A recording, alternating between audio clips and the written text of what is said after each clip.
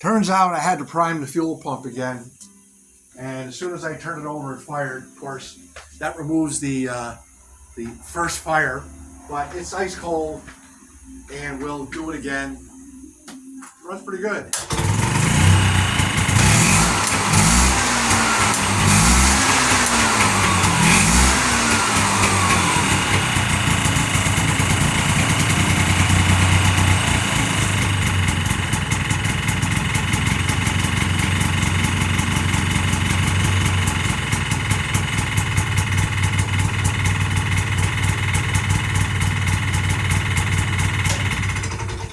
Well, let's try reverse.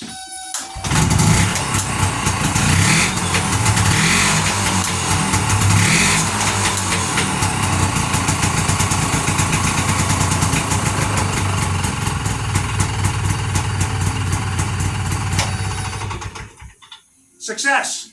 We have a golf cart and smoke.